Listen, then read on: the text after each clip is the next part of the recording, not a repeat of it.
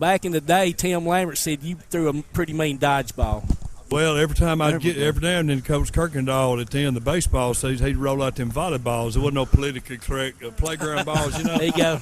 And he'd let us go side to side. You can go near to the lane line. And when I'd get one, they'd all run to the corner of the bleachers where the wall was. But every now and then I'd catch one to hit him. It sounded like a shotgun going off. There you go. So we said we can imagine you threw a dodgeball that fast. That fast ball was coming. Hey, Greg. I'm Todd, but I look like Greg. I know you're talking about. Well, if I ever have a murder ball Hall of Fame, I hope I'm considered for that. You'll be first guy in. Well, yeah. I appreciate it. So, Keith, what does it feel like going in? How does this feel for you? Well, it's you know, my dad's real sick, you know, and he can't be here. Yeah. And just so many great people that I idolized coming up.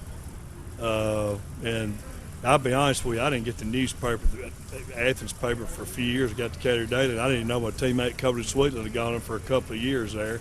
I knew the early guys, you know, and I went to Athens City Schools 3 through 7, so then I went to Bible School 8 through 12, so I knew the whole bunch. And so I'm familiar with, you know, Bill, Ming, and Freddie and all that bunch. And then everybody in the county we used to play against. It's one of the happiest days of my life, you know. It really is. It's a tremendous honor. Well, it's deserving. There's a lot of people, I appreciate it. There's a lot of people that played ball and coached in this county over the last years. So who did you play for at Athens Bible School? My coach in the 10th grade was Price Parker. Okay. He died real early. Then I played for Bill Merle, and Bill Merle's been there 45 years. Yeah. Coach ain't retired no time soon, I don't believe. And, you know, he said a real nice thing in the article. He's had about 400 pictures, and he still ranks me as the best one ever. That's pretty good. And I mean, that's worth, you know, that's worth everything there. Yeah, that's great. And then Wayne Kirkendall and my dad coached me in basketball 10, 11, and 12, and I ran track from Wayne my 9th grade year. I'd put him up against anybody, you know, present or past, as far as the whole package. They were great coaches. So you went to South Florida, and we were just talking, you played for Robin Roberts. Robin Roberts, I don't have time tonight to tell all the stories, but can you imagine, you know, when you're 21, 22, you try to appreciate that. But we'd travel in vans, and I'd say, hey, I asked him one time, so Coach said, what was it like pitching against Willie Mays? How about Hank Aaron? He'd talk, you know, he'd have a few beers, and you know, he's from Philadelphia. Yeah. He said the toughest guy that he faced was Mickey Mantle, because Mickey could go left-handed on him, and Coach Roberts went right.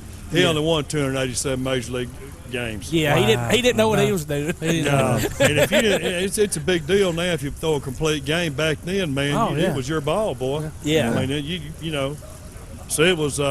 He only coached 6 years, and I played for him too. And he was really too nice of a guy. He treated us like professional athletes when we were 21-year-old kids. But he was a great guy, man.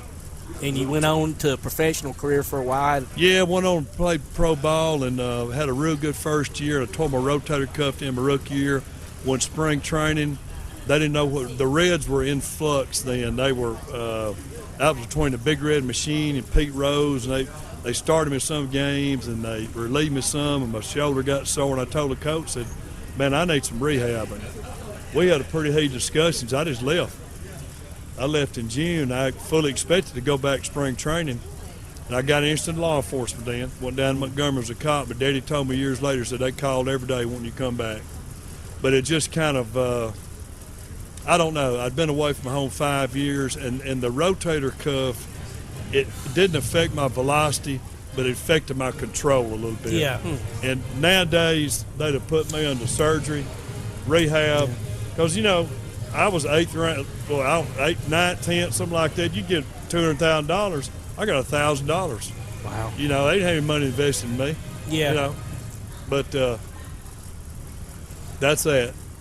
Well, Keith, we know you want to get around and start talking to people, but we appreciate you stopping by. I appreciate the honor talking to y'all. And we look forward to hearing your speech tonight. Yeah, well, congratulations. Thank you. I appreciate it very much. Thank you. Thank you, That's Athens Bible School's Keith Schrimsher, who will be inducted tonight. And do we want to take us another break, Tim? So we're going to take us another break. You're listening to Applebee's Tailgate Talk Live from the Limestone County Sports Hall of Fame.